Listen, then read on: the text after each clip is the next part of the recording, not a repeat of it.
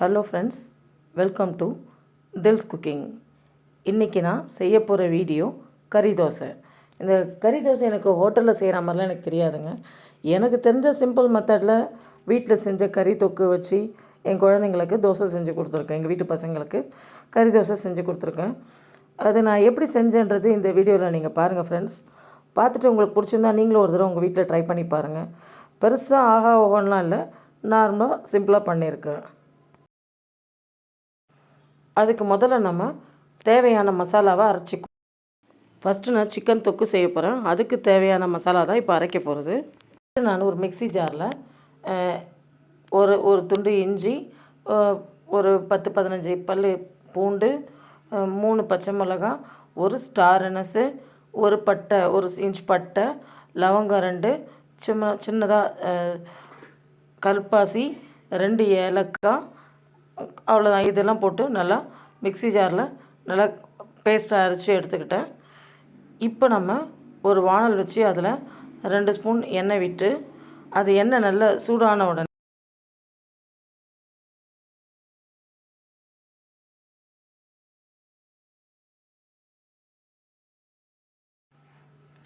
2 medium size வெங்காயம் நீல வாக்கில் நறுக்கி வச்சுருக்கேன்.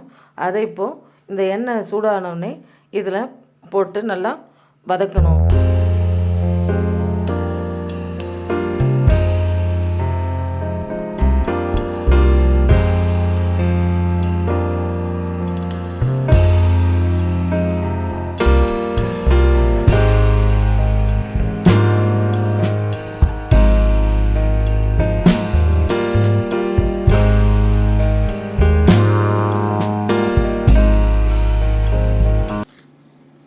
இப்போ நான் எடுத்து வச்சுருக்க சிக்கன் அதில் சேர்க்கணும். அந்த சிக்கன் அதுக்கு முன்னாடி நான் வந்து சின்ன சின்ன பீஸாக கட் பண்ணி வச்சுருக்கேன். கொஞ்சம் பெரிய பெரிய துண்டாக இருந்தால் தோசைக்கு நல்லா இருக்காது. சின்ன சின்ன பீஸாக இருக்கும்போது தோசையோடு சாப்பிடும்போது நல்லா டேஸ்ட்டாக இருக்கும். ஸோ அந்த சின்ன சின்ன பீஸஸ் கட் பண்ணி வச்சுருக்கேன். அந்த சிக்கன் பாருங்கள், அதில் எப்படி காட்டியிருக்கேன் பாருங்கள். அந்த மாதிரி அதை விட இன்னும் சின்ன துண்டுகள் வேணுனாலும் பண்ணிக்கலாம். எனக்கு போதும்னு தோணுச்சு, அந்த சைஸில் நான் கட் பண்ணி அந்த எண்ணெயில் சேர்த்து கலந்து அதை கிளறி விடணும். அந்த சிக்கன் நல்லா பாருங்கள், அதில் இருக்க தண்ணியெல்லாம் விட்டு கொஞ்சம் சிக்கனோட கலர் மாறும். அது வரைக்கும் அதை வெங்காயத்தோடு சேர்த்து நல்லா கிளறி விடணும். இப்போ நான் ஏற்கனவே அடைச்சி வச்சுருந்தேன் அந்த இஞ்சி பூண்டு விழுது, அது இஞ்சி பூண்டு பச்சை மிளகாய் அதெல்லாம் அரைச்சி வச்சோம் இல்லையா, அதை இப்போ சேர்த்துக்கணும். இந்த ஸ்டேஜில் சேர்த்துக்கணும். சேர்த்து அது ஃபுல்லாக அந்த ஆனியனும் அந்த சிக்கனும் சேர்ந்து நல்லா மசாலாவோட கோட் ஆகணும். நல்லா கிளறி விடணும். அதை பாருங்கள், அது கிளறும்போது அதனோட ஸ்மெல் நல்லா சூப்பராக இருக்கும். இஞ்சி பூண்டோட ஸ்மெல் வந்து நல்லா சூப்பராக இருக்கும். அதிலே நம்ம ஸ்பைசஸும் போட்டிருக்கு இல்லையா, பட்டை லவங்கெல்லாம், அந்த டேஸ்ட் இன்னும் சூப்பராக இருக்கும் ஸ்மெல்லு. ஒரு 1/4 டீஸ்பூன் மஞ்சள் தூள், 2 ஸ்பூனுக்கு தனி மிளகாத்தூள் போட்டிருக்கேன். என்னோடய காரத்துக்கு 2 ஸ்பூன் போதும். உங்களுக்கு எப்படி தேவையோ அதுக்கேற்ற மாதிரி கூட குறைச்சி கூட போட்டுக்கலாம். கரம் மசாலா 1/2 ஸ்பூனு, மிளகுத்தூள் 1 ஸ்பூனு,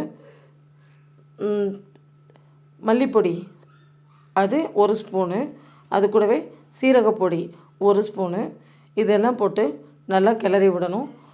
இதில் கொஞ்சோண்டு ஒரு 1/2 ஸ்பூனுக்கு இந்த சிக்கன் மசாலா இருக்கு இல்லையா, அதையும் சேர்க்கலாம். அது சேர்த்தோன்னா இன்னும் டேஸ்ட்டு நல்லாயிருக்கும். கலரும் வந்து மாறும். நம்ம காஷ்மீர் மிளகாத்தூள் போடாமலே அந்த மசாலாவில் இருக்க கலரே நல்லா ரெட்டிஷாக இருக்கும் பார்க்கவே. பாருங்கள், அந்த மசாலா ஃபுல்லாக கிளறியாச்சு. கலர் கொஞ்சம் நல்லாவே சேஞ்ச் ஆகும். இப்போ நான் தக்காளியை வந்து கையால் கட் பண்ணாமல் சாப்பரில் போட்டு சாப் பண்ணி வச்சுருக்கேன். அதையும் இப்போ இந்த ஸ்டேஜில் சேர்த்து அந்த சிக்கனோடு சேர்ந்து நல்லா கலந்து விடணும்.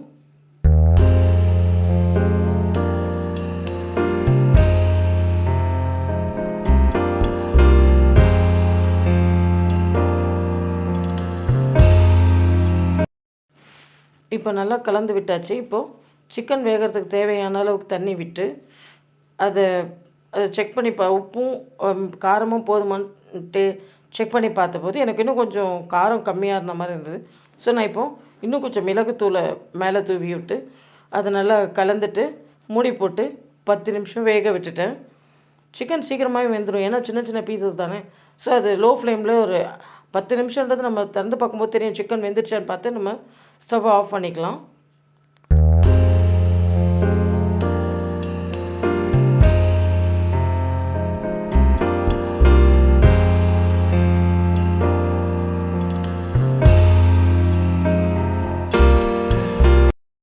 பாருங்கள், இப்போது சிக்கன் தொக்கு நல்லா ரெடி ஆகிடுச்சு. இதுக்கு மேலே நான் வந்து கொத்தமல்லி தலையை கட் பண்ணி இதில் போட்டிருக்கேன். பாருங்கள், பார்க்கவே எவ்வளோ சூப்பராக இருக்குது. அந்த கலரும் அந்த கிரேவியும் செம்மையாக இருக்குது.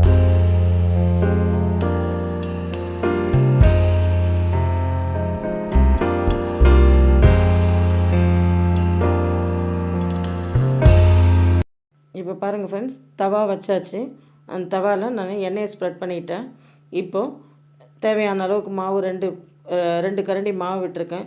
இந்த தோசையை வந்து ரொம்ப நைஸாக போடாமல் கொஞ்சம் திக்காக, கொஞ்சம் தடியாக ஊத்தாப்பம் ரேஞ்சு கொஞ்சம் தடியாக போட்டுட்டு அதை கொஞ்சம் பாதி வெந்ததுக்கப்புறம், தோசை கொஞ்சமாக வெந்ததுக்கப்புறம் ஒரு 20 to 30% வெந்ததுக்கப்புறம் அதுக்கு மேலேயே ஒரு முட்டையை உடச்சி ஊற்றி அந்த முட்டை ஃபுல் தோசைக்கும் நல்லா ஸ்ப்ரெட் பண்ணி விட்றோம்.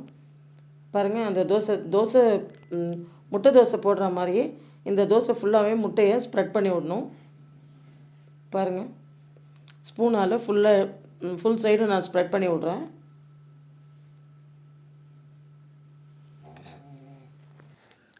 இது ஃபுல்லாக ஸ்ப்ரெட் பண்ணி விட்டுட்டு இந்த முட்டையும் கொஞ்சம் ஒரு 5 minutes வேகிற அளவுக்கு வெயிட் பண்ணணும். 5 minutesலாம் இல்லை, ஜஸ்ட் ஒரு 2 seconds. பாருங்கள், இப்போ முட்டையும் கொஞ்சம் வெந்துருச்சு. இப்போ நான் சிக்கன் கிரேவியும் வச்சுருந்தேன், குழம்பும் வச்சுருந்தேன். ஸோ சிக்கன் குழம்பையும் 2 ஸ்பூன் எடுத்து போட்டு அதையும் தோசை ஃபுல்லாக ஸ்ப்ரெட் பண்ணி விட்டுக்கினேன். ஃபுல்லாக பாருங்கள், தோசை ஃபுல்லாக அந்த குழம்பையும் சிக்கன் குழம்பையும் அப்ளை பண்ணியாச்சு. அது ஜஸ்ட்டு 2 ஸ்பூன் போட்டால் போதும். இப்போ இதுக்கு மேலேயே நான் என்ன பண்ண போகிறேன்னா, அந்த சிக்கன் தொக்கு செஞ்சோம் இல்லையா, அதையும் இதுக்கு ஒரு ஹாஃபில் வைக்கணும். ஃபுல்லாக ஸ்ப்ரெட் பண்ணாமல் ஒரு பாதிக்கு மட்டும் சிக்கன் வச்சுட்டு இன்னொரு பாதி எடுத்து அதோட மூடிடுவோம் நம்ம. ஸோ அதனால் ஃபுல்லாக அந்த சிக்கன் தொக்கை வந்து ஸ்ப்ரெட் பண்ண வேண்டாம். ஜஸ்ட்டு கொஞ்சம் உள்ளே அடங்கின மாதிரி, தோசைக்கு உள்ளே அடங்கின மாதிரி இருந்தால் போதும். இப்போது அதை திருப்பியும் போட முடியாது. ஸோ ஒரு ஹாஃபில் நம்ம சிக்கன் தொக்கு வச்சுருக்கோம், மீதி ஹாஃபை எடுத்து அந்த சிக்கன் தொக்கு மேலே மூடி விட போகிறோம். அதுக்கு முன்னாடி எண்ணெய் எவ்வளோ தேவையோ, இன்னும் கொஞ்சம் எண்ணெய் தேவைன்னா எண்ணெய் விட்டுக்கலாம். இப்போ அந்த தோசை வெந்திருக்கான்னு பார்த்து ஃபுல் பக்கமும் அந்த ரவுண்டாக சுற்றி தோசையை எடுத்து விடணும். எடுத்து விட வருதான்னு பார்க்கணும், நல்லா வெந்துருச்சான்ட்டு.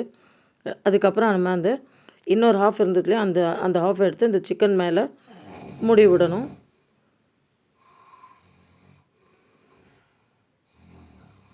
இப்போ பாருங்கள், இப்போ சிக்கன் தோசை ரெடி ஆகிடுச்சு. பாருங்கள், சிக்கனோட என் பிள்ளை எடுத்து சாப்பிட்றாரு. அந்த சிக்கன் கிரேவியோட அந்த தோசை சாப்பிட ரொம்ப சூப்பராக இருந்துச்சுன்னு நான் என் பையன்.